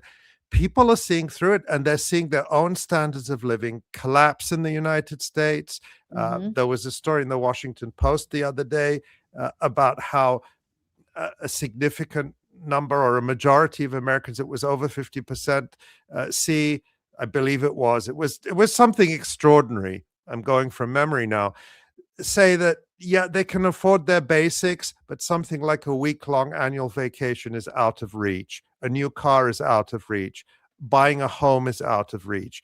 And, this is with prices going up. So now, if this is a prolonged war and gas goes to $4, $5, $6 a gallon, it's hard to see support for the war increasing over time. You only see opposition increasing over time, and people don't even know what it's for. I don't think they're buying the idea that Iran is an imminent threat to the United States. And this contradictory story that on the one hand, Trump is adamant, we obliterated Iran's nuclear program. It doesn't exist anymore. But at the same time, the threat is so imminent that we have to launch this crazy, risky war, which could blow up the world. I don't think people are buying that anymore. And you're seeing the ruptures on the right almost sharper than on the left now. When I say left, I meant the Democratic Party, which is not really the left, but you know what I mean. Wow, we got to clarify here. We don't want to insult them and insult ourselves. So it's hard to see support for this growing over time in the United States. And the same is true in Europe, where it is only this detached, fanatical, warmongering elite, what many are calling the Epstein class, and I think very appropriately, who are fanatically in favor of all these wars in Ukraine, in the genocide in Gaza, and this war in Iran. And related to the genocide in Gaza, I don't know if you've already talked about on your program, Rania, the so-called post-mortem report done by the Democratic Party, by the DNC, which they haven't released, but reports about it have come out that say that they basically concluded that the Democratic Party's steadfast, unshakable support for the extermination of Palestinians in Gaza likely cost them the 2024 election. Do they look like they're learning any lessons from that? They certainly don't. They certainly don't. Ali, I want to touch on one more topic here before I let you go, because I think that in this piece that you wrote that I want everybody to go read, it's at the Electronic Intifada. It came out today. You make a very big picture point that I really appreciate. Like, you really, really zoom out. When we talk about, you explain the reasons why Iran is in the crosshair, and you've explained them now as we've been talking here. But you also argue that Iran is not the ultimate target. In fact, this is really about breaking, the axis of the world that includes China and Russia. So, can you explain what you mean by that? Because I think it's a really important point, especially when we see what I think are quite muted reactions from some of these bigger powers. Yeah, and that is troubling. Well, I'll put it this way. I mean, it's obvious why Israel wants the destruction of Iran. And people focus on that, and there's a narrative that this is a war for Israel, which it is, of course. I mean, that's true, but it is also an American war. And I don't think the United States would do it if it was only for Israel. The target right now is Iran, but you have to look at the map the way they look at the map and see where Iran sits. Iran is located just south of Russia and provides Russia with access to the sea for trade. Russia doesn't have very good access to the sea. It's this vast country, and there's a lot of trade, energy business potentially between Russia and Iran. They're neighbors, basically, across the Caspian Sea. And then Iran's biggest customer for oil is China. It is a major energy supplier to China, a major trade and investment party for China, a partner for China. So by destroying Iran, you also strike a major blow against Russia and China, who are the real targets of U.S. imperialism, of this mindset that says the U.S. has to dominate the planet and it has to be the only superpower. And I think people are missing that to some extent in this. And when you look at the reaction from China and Russia, it is muted. Yes, they have put out some very strong statements, but if the shoe were on the other foot, if this was a U.S. ally like Israel that they considered was under threat, the U.S. would look what it did during the genocide. It set up this air bridge, 24/7 flights, carrying weapons, carrying supplies to Israel, providing billions of dollars in support. You would think that if China and Russia understood the threat that their ally faces or their partner faces, they would openly come to its aid, not this coy business behind the scenes where maybe they're doing this, they're providing satellite. Do it openly. Why not do it openly, saying we're setting up an air bridge to provide Iran with what it needs to exercise its right to self-defense. If you don't like it, you come fight us. I mean, okay, I'm just talking. I'm not giving them advice. I'm talking about, again, looking at it from the perspective of what the level of the threat is, what logically the response ought to be. And you're not seeing that, and it's giving the impression that Iran is pretty isolated and fighting on its own, even if they are providing some support one way or another. I don't know that it matches the level of the threat, not just to Iran, but to Russia and China as well. Yeah, it's certainly, there's still time. It remains to be seen how this all plays out. But, I was watching the Sunday morning news shows earlier. There was these two diaspora Iranian American women, the diaspora Iranians, who they love to have on to speak for all Iranians, but it's always like the very pro-war Zionist ones who say the most hawkish things. And so these two women were on CNN, and one of them knows the audience she's talking to, and she made the point that we have to keep, the U.S. has to keep going harder because all of that Iranian oil is getting sold to China, she said. That's what she said. She's like, Iran sells its oil to China. That oil should be coming to the U.S.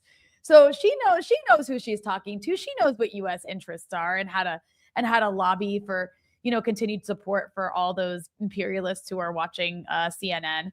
So I think it's a really good point, well taken. All that said, Ali, can you please remind our audience where they can follow your always brilliant, amazing analysis and reporting?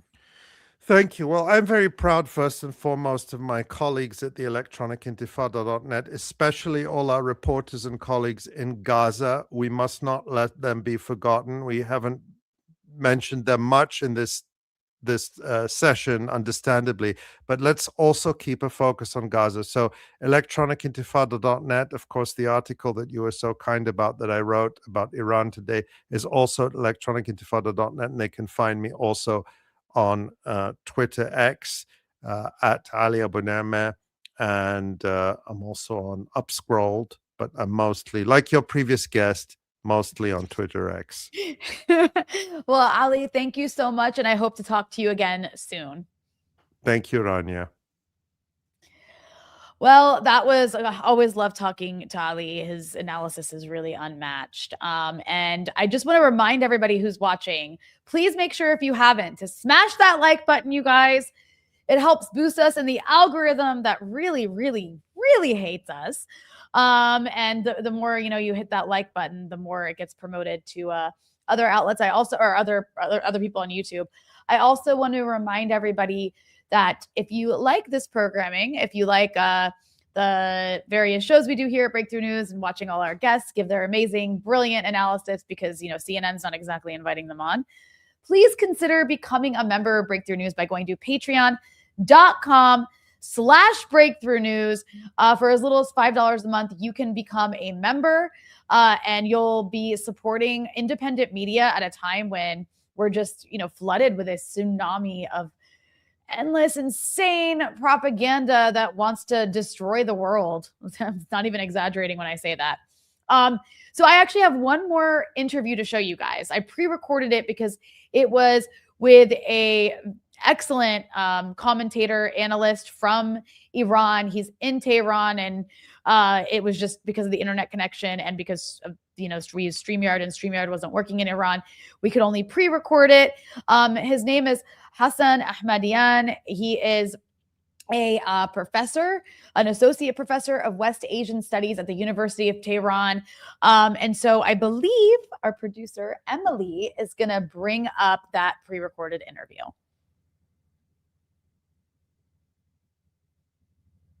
Well, maybe. Let's see. Emily, ready for you when you are. I swear she's there. I'm not talking to myself. I'm going to message Emily, telling her I'm ready for the interview. It's really good. She's saying sorry. 1 sec. All right. Well, I wait for the 1 sec. I'm going to remind you to like the show again. Make sure you hit the like button. Also, leave comments, you guys. The more you engage with a video, the more, now I got to vamp. The more you engage with the video, the more it actually pushes it into people's streams. All right, let's see. Oh, she's sending it to me. Okay, where? Sorry, bear with me, guys. I really want you to see this is this video, so it's worth it. Okay, send me the link. I might have to download it. You're just gonna watch me do technical stuff on air. Why not? Bear with me. I'll download it.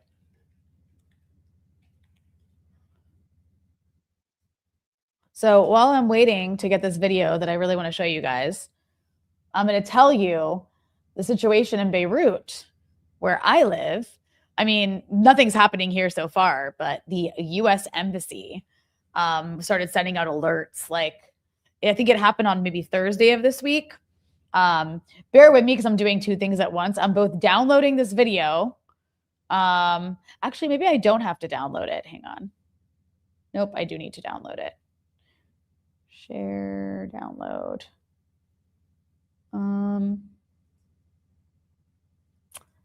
Why can't I download it? Oh, here we go. Okay, downloading this video. Download anyway. All right. But yeah, in Beirut, and on Thursday, the American embassy like sent out an alert saying that they were going to remove non-essential staff or evacuate non-essential staff. So they did that. And then on Friday, or actually might have been Saturday, it was Saturday, they sent out this alert being like, leave while you still can. And I mean, look, I've been in Beirut, I've been in Lebanon most of the time since the genocide in Gaza started. So I've gotten kind of used to these warnings. And also, like, I live here, it's my home, my family lives here. So it's not easy for me to just leave. I mean, I guess I can, but I don't want to. But either way, each time that happens, like Lebanon is, not a part of this broader fight, not yet. And I really hope it stays that way just because it's scary when the security situation breaks down.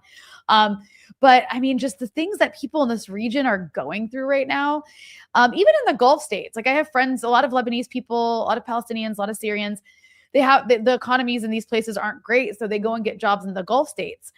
So a lot of them live there and, they're not used to having to deal with like having missiles fall. And it is scary no matter where it happens to you. Of course, first and foremost, it's the worst in Iran right now.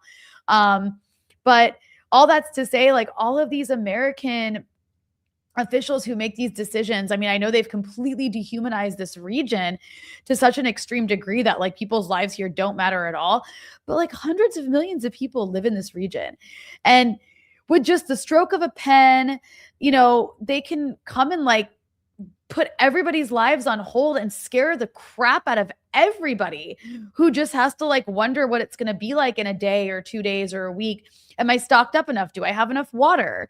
Do I have enough non-perishables? Like, what if these things run out, especially in the Gulf states, because they're going to be cut off because their ports are getting bombed, right?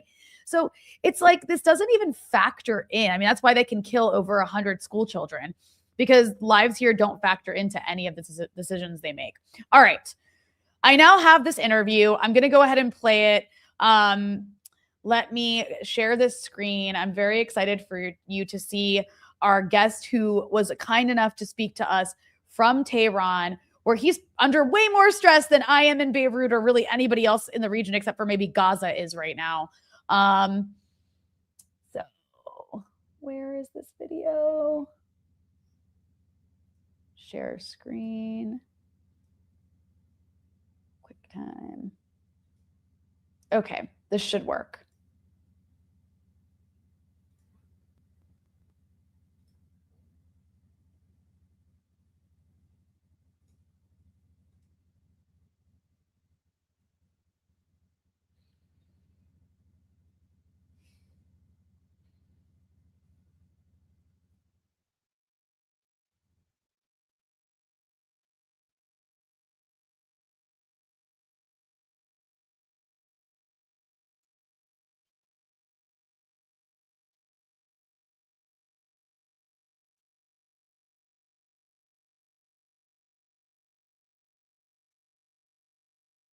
All right, you guys, I'm really sorry. For some reason, the sound is not working, and I don't know why.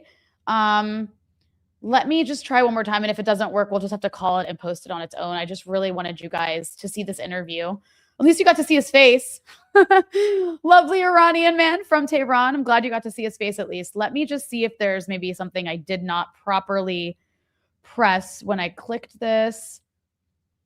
No, I don't know. Oh, here we go. Also share sound. Okay, this should work. Let's try this one more time. I really apologize for the technical difficulties. Let's see if we can make this work. You take me off screen. Got it. Joining me now from Tehran is Hassan Ahmadian, Associate Professor of West Asian Studies at the University of Tehran. Hassan, thank you so much for joining me. Thank you. It's my pleasure. Well, you're speaking to us from inside Iran, from Tehran, where the country is, of course, reeling from the assassination of Ali Khamenei and also many other senior leadership. And we'll talk a bit about that. And of course, we see this widening regional confrontation.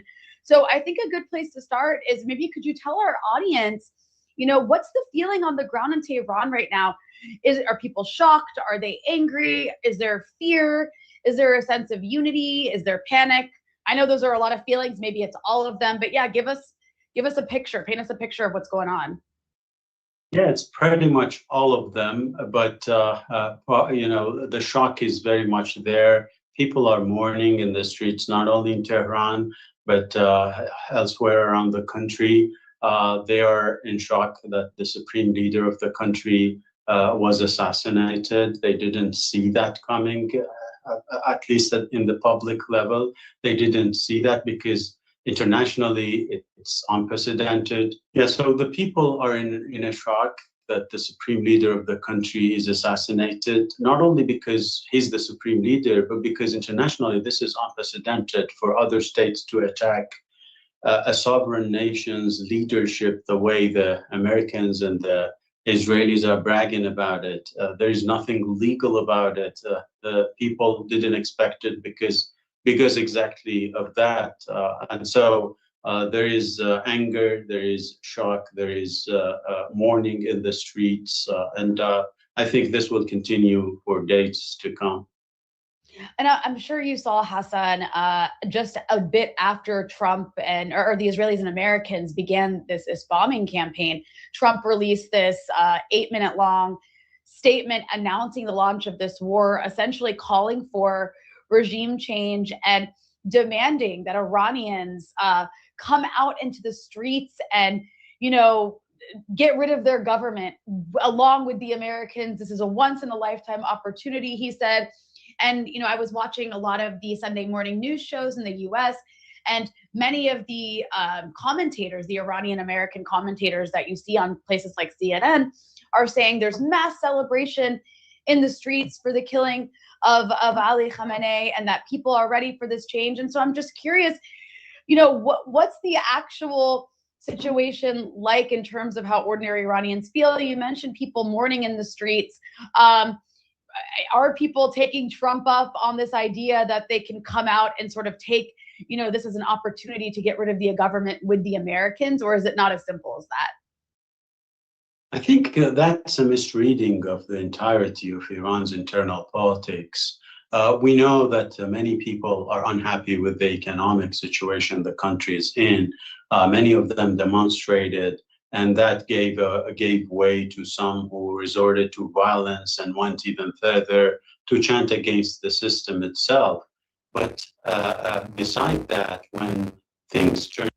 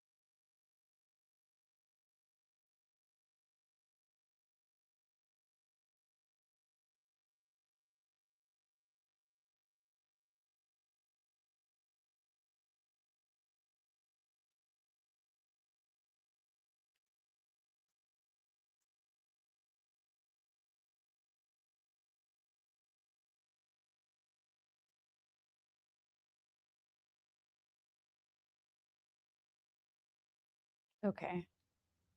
Let me come back in.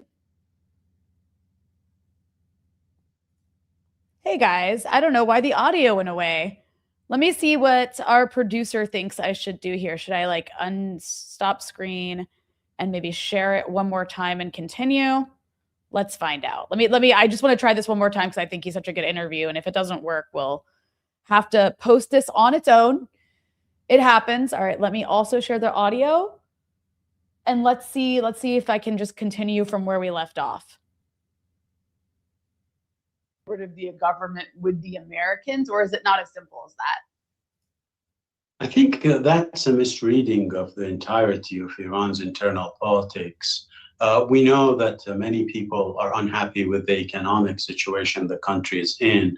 Many of them demonstrated, and that gave way to some who resorted to violence and went even further to chant against the system itself. But beside that, when things turned violent, majority of Iranians who were not happy, who were demonstrating peacefully, went back to their homes because they saw that this is being used not only by the United States but also by Israel. Now, another misreading that is very much clear in the statement that you mentioned is that Iranians who are unhappy with their internal politics or economics would rally behind an aggressor against their country. This is a complete misreading of Iran's history, not only after the revolution, but before the revolution. There was never a time that I read about that the Iranians went to back an aggression against their country, no matter how resentful they felt about their government. And we're speaking about the Islamic Republic. There's a public, very solid public base back in it, but that you never hear about in the mainstream media. You only hear about those who are demonstrated against it. So that reading is based on what happened a month ago. And I think the Israelis were successful in telling Trump and feeding him this narrative that as soon as you move in and move against the leadership of the country, you will have the people on your side and you don't need to put boots on the ground because they will be your boots on the ground, bringing down the system. We will see quite a different picture as we have seen in the past 2 days. The Iranians who are unhappy would stay silent because they won't rally behind an aggression against their country. The Iranians who are supportive will take to the streets to support. And I think that has always been the case. I mean, it's repeated time and time again throughout history. And only 8 months ago, the same thing happened. So that calculus is really bizarre because you don't need to go deep into history to see that this is not going to happen. But I think the Israelis played a key role in basically bringing Trump to this conclusion. Yeah, and of course now you have this kind of victory lap they're taking because they killed the supreme leader. And Trump pretty much explicitly said in that statement yesterday that the purpose of this was to overthrow the government. But you know, as we've seen in many cases throughout history, and I think we're witnessing it now, is killing one leader, especially in a very organized structure like Iran's government, doesn't necessarily lead to system collapse. And from the outside, you know, people might assume, oh, this is going to bring about chaos and the downfall of the Iranian government. But what we've seen since that happened was, you know, even though we didn't find out about it until later last night, this happened in the morning, yet Iran was still making decisions, was still retaliating, was still functioning. I mean, does this tell us something about how institutionalized the system in Iran actually is? Because it is an organized state.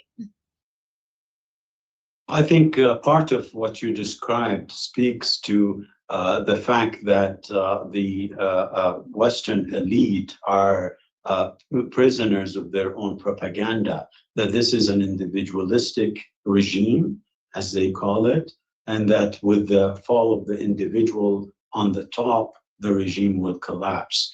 And now they're facing the reality that this is a very institutionalized, non-individualistic regime or political system.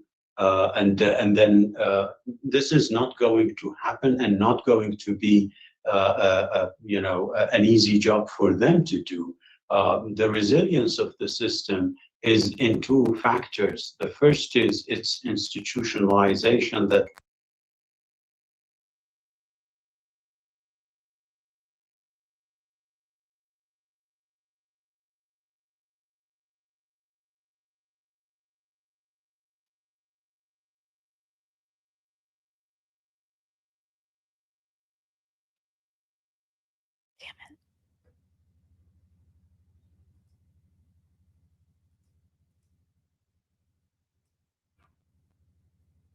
Is that the system institutions are doing what they are supposed to do. That the IRGC is doing what it is supposed to do.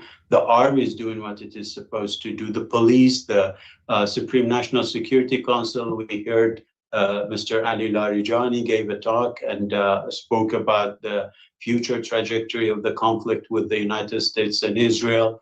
And so you see the institution, not only the system being institutionalized, but also each institution working as it is expected to in times of crisis, as if there is no crisis, one would say, because they are very much to the book and doing what they're supposed to do. And then I wanted to ask you about the school massacre yesterday. I believe now, according to reports, something like over 100 school children were killed in this apparent U.S. strike on an elementary school, which, I mean, has shocked people even across the West. Can you just tell us a bit, what do we know about what happened? How is this being perceived in Iran? I imagine this is probably a big headline because that's just a massive death toll. Yeah, it's a big headline, not only because it's a big, a massive death toll, but it's, a death toll of kids, school kids. It was an elementary school that was hit, and majority of kids within it. It had roughly 180 kids, school kids in it, and roughly 120 of them got killed. The rest were injured. So the entire school was hit in the first wave. We don't know why. I think many of us believe that it's well known that this criminal act was repeated in Gaza time and time again. But we don't know. In the first wave of attacks on Iran, where leadership was targeted, why such an act on a school, elementary school, in the south of Iran. The city is a tiny city on the banks of the Persian Gulf. Really, it's beyond explanation to many. I spoke to many of my friends and many of people who know a lot of these, war-related issues. None had an explanation other than they trying to tell the Iranian people that you have to step back from supporting your system, otherwise this is the result. It's a criminal act, and majority of the casualties were school kids. It's just completely horrifying. And I think there was a statement by the Americans saying, we'll look into it. But I mean, nothing more than that, no explanation.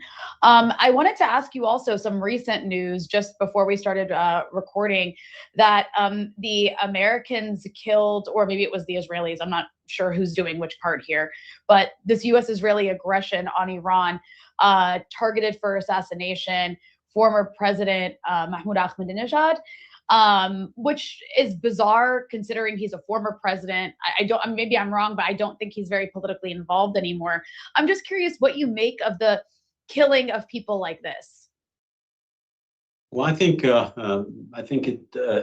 I really find it hard to explain why, but let me try. I think the previous president Ahmadinejad was very anti-Israel. That might be the main thing. They don't like people like him staying, and he has public appeal.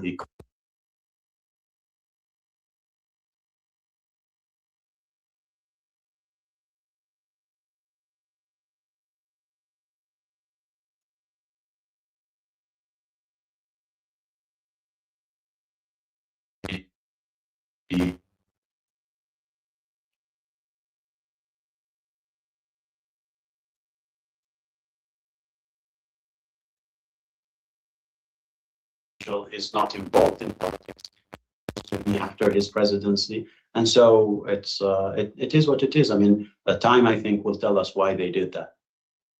And then lastly, I just wanted to ask you if you could speak a bit about the kind of strategic outlook of Iran. I mean, we see this regional escalation. I think we can say this is the end of the era of strategic patience. that we're witnessing right now, where we see Iran, for the first time striking these GCC countries that are hosting U.S. forces, including Oman today. And of course, there was reports of the Israelis firing towards Cyprus. I mean, the Iranians firing towards Cyprus. I mean, that's a very new style coming from Iran. I think Saudi Arabia has also threatened retaliation if Iran continues to attack. And I mean, of course, this seems to be about, perhaps deterring Gulf states from facilitating U.S. attacks, but also putting them in a position where maybe they beg the Americans to stop. I mean, that's what I'm guessing here. But yeah, and I don't know if you would agree with that. What is the strategic thinking behind widening this battlefield across the region in a way that we haven't seen before?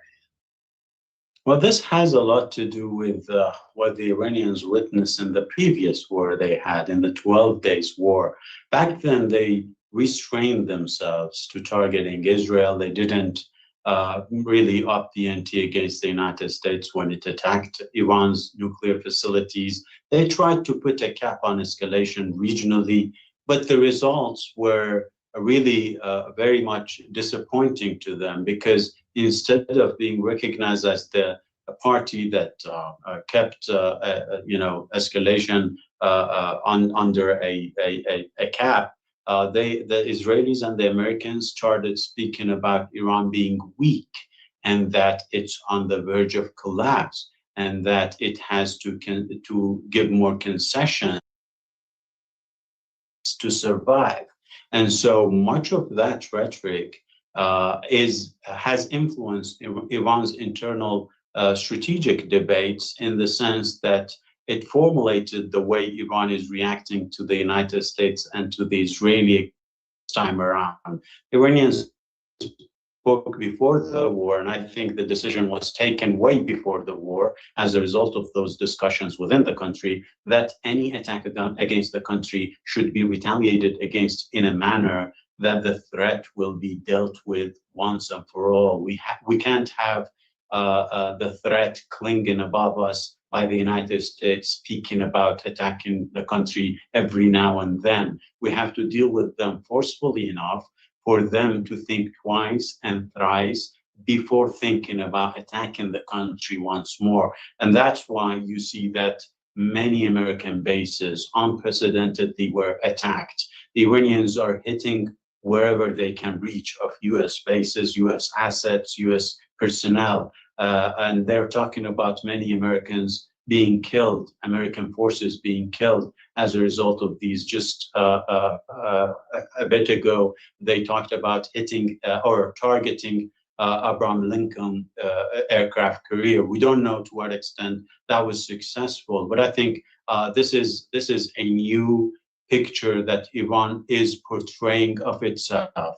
If you are to attack us, we will exact pain on you, and a big pain. This is forward-looking in the sense that Iranians don't want to stay under American threats. Another lesson they learned from the previous war, that incremental escalation won't keep enemies at bay. And so, as opposed to the previous war, where they started slowly and then up the ante over time, they started heavy this time and widened the war, as they promised before the war. If Iran is attacked, there will be a regional conflict. And I think if the United States is to continue, I think the Iranians will go harder against Israel and against the United States. They're already trying to exhaust and basically overwhelm Israeli defenses. Some of their attacks have already been successful. Moving forward, they're looking at, reflecting on discussions on this. They're expecting the Israelis to be less successful in downing Iranian missiles, and ergo the casualties and the damage in Israel will be bigger moving forward. Hassan, I want to thank you so much for taking the time to join us. I know you're incredibly busy right now, and there's a lot happening where you're sitting in Tehran. Hopefully we can get you back on soon, so please stay safe out there. And that was, thank you for bearing with the audio issues. We are definitely going to put that up on its own as a YouTube clip. So for those of you who, had issues with audio coming in and out, hopefully you can get a chance to watch it, because I think his analysis, especially near the end, was super important. Really glad that we're able to bring you Hassan from Tehran. Hopefully we'll have more guests who are on the ground there in the coming days. We also did a live stream yesterday. If you want to go check that out on day one of this war. We have some plans to do something again tomorrow, so stay tuned. Thank you everybody who tuned in, and make sure that you have hit the like button. If you haven't already, make sure you're subscribed to Breakthrough News. Make sure you hit the bell so you can get notifications whenever we post new content. And I'm just, going to plug it again. If you appreciate our work here, we are an independent media outlet. Please consider giving us money so we can keep going and growing by going to patreon.com/breakthrough news and becoming a member. You can also donate in the live chat. Thank you for everybody who tuned in, who engaged, who liked the show. Rania Khalek for Breakthrough News, and we will be back with you soon.